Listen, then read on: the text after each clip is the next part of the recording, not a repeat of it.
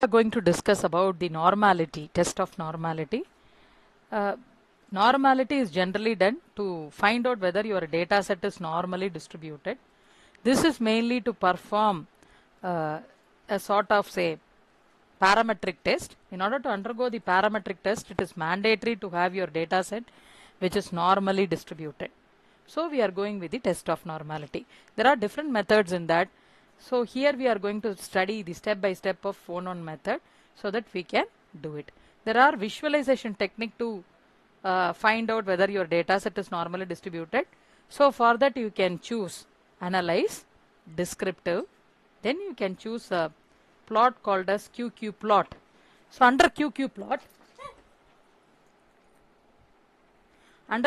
plot, we have to choose any two variables or any one variable, any number of variables into this dialog box, and you have to fix the test of distribution. Whether it is what sort of distribution. Generally you should have a normal distribution here. You can choose say proportion estimation formula, say two-case method in order to get the precision. So here no need to do anything. If you want to transform later, we can transform. This is mainly to find out whether the variable is normally distributed or what. If it is not normal, then we can undergo this process to do some transformation to check whether data could able to be changed as the normal data. So now we can click add one more variable, so and then give OK.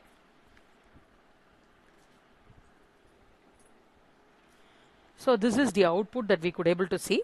First box is all about the model description, which is about the descriptive statistics of the data that tells about the model name, series of sequence, and transformation. What sort of, we didn't do any transformation, so nothing has happened here. So we are trying to check the normal distribution here, that's all. It is about using the two-case method. So case processing tells the sample size what we have done, whether any missing cases in that. Then we are going to check about the QQ plot here. Here QQ plot is how we are going to interpret is, this is a diagonal line. Your data set should frame into the diagonal line.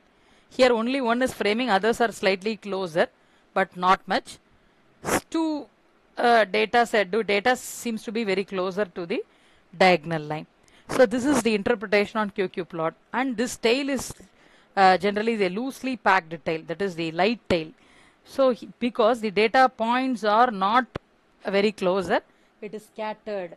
So it is telling, say it is all about the say lightly packed tail because the data set is not very closer. Next one is detendered normal. Normal QQ plot is how far your line is away. This is a normal line out of which where is your data point is located. So this is about the deviation from the normal. So likewise you have to check this as also. In QU2 we could able to find 1, 2, 3 at least could able to frame to the diagonal, and this is the difference between the normal line from the, this is from the normal line from the data point. So this is about the QQ plot. Through eye gouging we have to find whether the data set is closer, but as per this particular pattern we could able to find data points are loosely, that is light packed, lightly tailed, that's all. So light tailed deviation is there. So this is all about the QQ plot. Then one more technique is also there, analyze, descriptive, go to frequency, then you put same data into that because we can make it as uniform for entire analysis, QU1 and QU2. Press chart, that click histogram, show normal curve, then click continue. So click OK. So here we could able to find the, as usual, this particular analysis starts with the samples, then it goes with the frequency, how many says, how many are saying, say strongly agree, neutral, disagree, strongly disagree. So it again for QU2, because two variables here we have taken, QU1 and QU2. Here histogram says how the data first is itself you could able to understand with the, from the median it is not symmetric, curve is not symmetric, it is skewed to the right. Okay, so it is skewed to the right, it is not so it is not very very clear. So QU1 seems to be not, it is